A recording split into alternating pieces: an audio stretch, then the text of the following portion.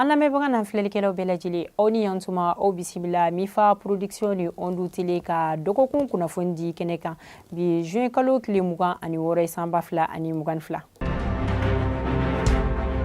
An ka kunnafoni kun fɔlɔ an b'o daminɛ ni an ka jamana kɛnɛya minisiri ye ni o ye madame Jeminatu Sangare ale tagama kɛ dɔgɔkun laban tɛmɛnen na ka taa Kayi mara la ko sababuya kɛ yen kaw kun ye u ka nisɔngoya yira u ka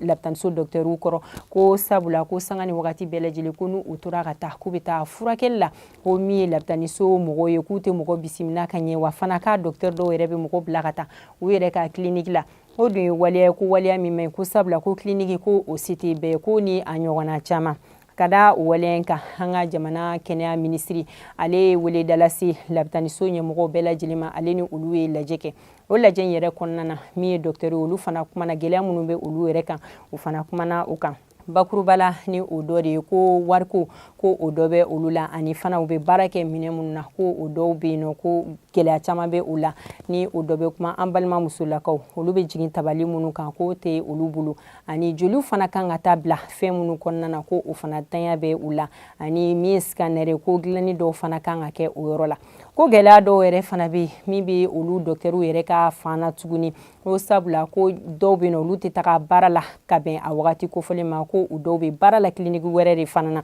ko ni ko sanga ni wagati bɛɛ lajɛlen ko suɲɛni fana ko bɛ kɛ u ka yɔrɔ la ko lakana ko sabatilenba tɛ u ka yɔrɔ la ka da o waleya ninnu kan ko u y'a yira k'a fɔ ko ni gɛlɛya damadɔni ko de bɛ olu fana kan ka da o waleya kan min an ka jamana kɛnɛya minisiri madame Jeminatu Sangare a ye yafa deli kɛ kayikaw bɛɛ lajɛlen ma ni gɛlɛya ninnu kan ka tila k'a ɲini tuguni docteurw fana fɛ ko gɛlɛya n'a ta bɛɛ lajɛlen k'u ka caman fara cɛsiri kan ko min ye ale yɛrɛ fana tɛ k'a bɛna a seko n'a damayira kɛ walasa fɛɛrɛ bɛ se ka sɔrɔ ka ni gɛlɛya ninnu lawuli ka bɔ yen cogo min.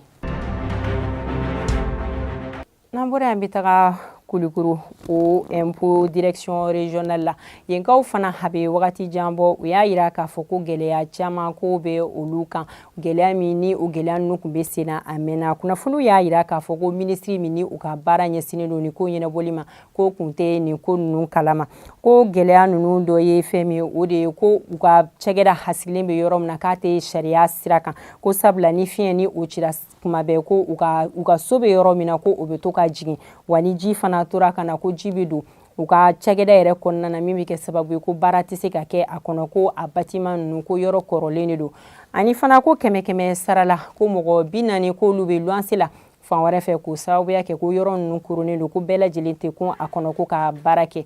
ka da o waleya kan u ka syndicat jɛkulu mɔgɔ dɔw juin kalo tile 23 olu taara ka taa ni yɔrɔ kofɔlen na ka taa u ɲɛ d'a kan ni o dɔ ye u ka secrétaire général par intérim ni a bɛ fɔ o ma ko Musa Sissogo Sidi Salam Jalo Alkidi Touré Mamadou Konare Numuri Balo olu taara ka taa u ɲɛ da ni yɔrɔ kofɔlen kan u tilala k'a yira k'a fɔ k'u bɛ dɔgɔkun kelen ɲɔgɔn na ko k'o de di an ka jamana marabolo mɔgɔw ma k'olu ma fɛɛrɛ ɲini nin ko la k'u bɛna baara bila kɛ. N'an bɔra an bɛ taga Bankas mara la min ye banbagaci olu wulila u deliko la juin kalo tile 18 ka dugu jɛ 19 na u taara binkali wale kɛ Bankas mara fanfɛla la ni o ye Jalasago Janweli ani Desago min kɛra sababu ye ka dankari mɔgɔ caman olu ka ɲɛnɛmaya la kunnafoniw fɔra ɲɔgɔn kɔ mɔgɔ hakɛ minnu tora a ko dafɛ kunnafoniw fɔra ɲɔgɔn kɔ a la sabula dɔw y'a yira ko mɔgɔ 200 ni kɔ k'olu de tora la i n'a fɔ dɔw fana y'a yira k'a fɔ ko mɔgɔ 190 ni kɔ ko o de tora a la nka an ye kunnafoni jɔnjɔn min sɔrɔ o de ye ko mɔgɔ 132 k'olu de tora a da fɛ ko caman fana ko olu joginna u tilala ka bolimafɛn sen 2 ani sen 4 ni butigiw ka olu caman jeni kunnafoniw y'a yira ko mɔgɔ minnu sen bɛ nin binkali wale la k'o ye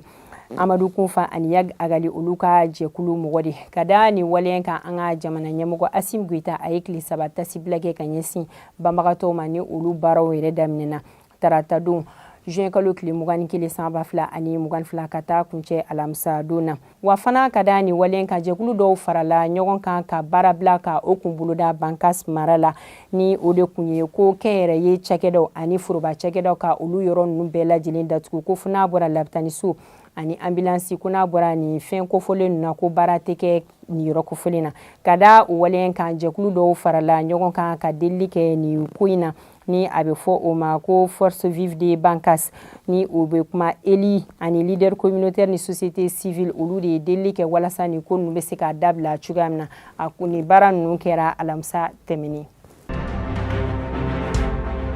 N'an bɔra an bɛ taga Marika la juin kalo tile 19 san 2022 sufɛla fɛ nɛgɛ ɲɛ 22 o tɛmɛnen ni sanga 30 ye marifa tigilamɔgɔ dɔw minnu ma se ka lakodɔn olu tagara binkali wale kɛ ni yɔrɔ kofɔlen pɔse la min yɛrɛ kɛra sababu ye ko gendarme kelen o tora a da fɛ ani civil kelen ko o jogina. N'an bɔra an bɛ taga fana juin kalo tile 23 sufɛla fɛ nɛgɛ ɲɛ 23 wagati la min ye binkanikɛla walekɛlaw ye olu wulila u ka binkali wale la yɔrɔ 2 la ni yɔrɔ masina na ni o de ye ko fana commissariat ani u ka garde nationale o kana u taara binkali wale kɛ ni yɔrɔ kofɔlen na min yɛrɛ kɛra sababu ye ko mɔgɔ kelen o tora a da fɛ ni a bɛ fɔ o ma ko sergent Amadou Sise n'ale promotion 2015 wa ko min ye adjudant Amadou Kulibali ko ale sɛbɛkɔrɔ jogina mugu sababu la ni waleya tɛmɛnen kɔfɛ min ye ɲamana fanfɛla ye ko mɔgɔ kelen minɛna a ko dafɛ ni ale o cɛ masinen yɛrɛ ko Amadou Sise o ka marifa kun bɛ o tigi kunna.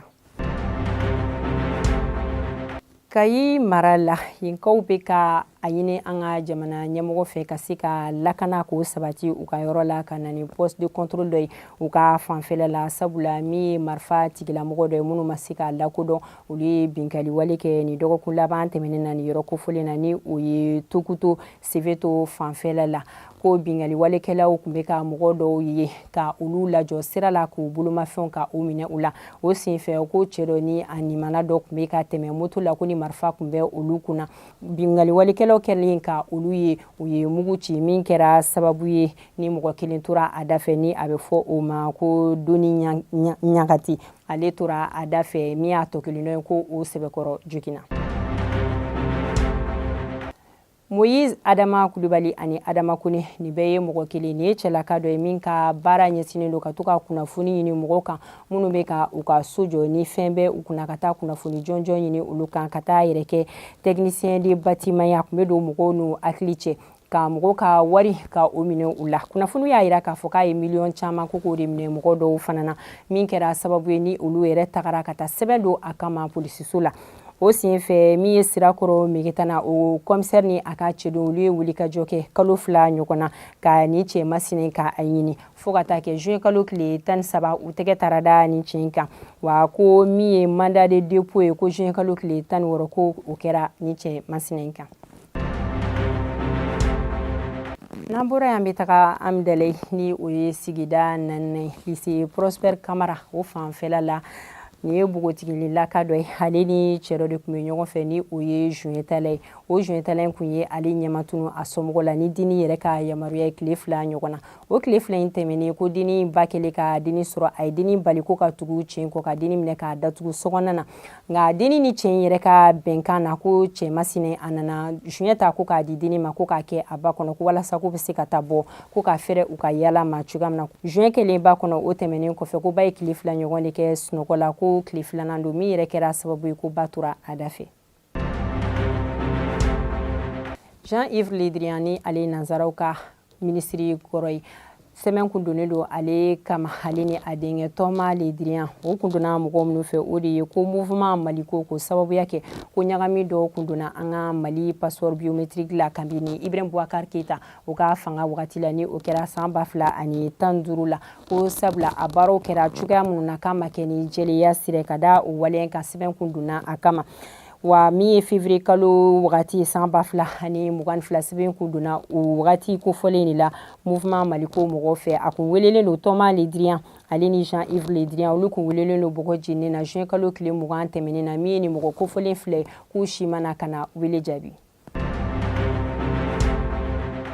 An lamɛnbagaw ni de bɛ dansigi an ka bi kunnafoni kɛnɛ kan an b'a ɲini Ala fɛ ka bɛn ni keleya ni basigi k'o sabati Mali la ani diɲɛ fantɔ bɛɛ lajɛlen la ka hinɛ an ka banbagatɔ bɛɛ lajɛlen la ka yafa kɛ u ma k'u dayɔrɔ sumaya k'an yɛrɛ ɲa k'an ta don kɔnɔ an b'a fɔ aw kan bɛɛ sanga wagati wɛrɛ ni Ala ka jɛ.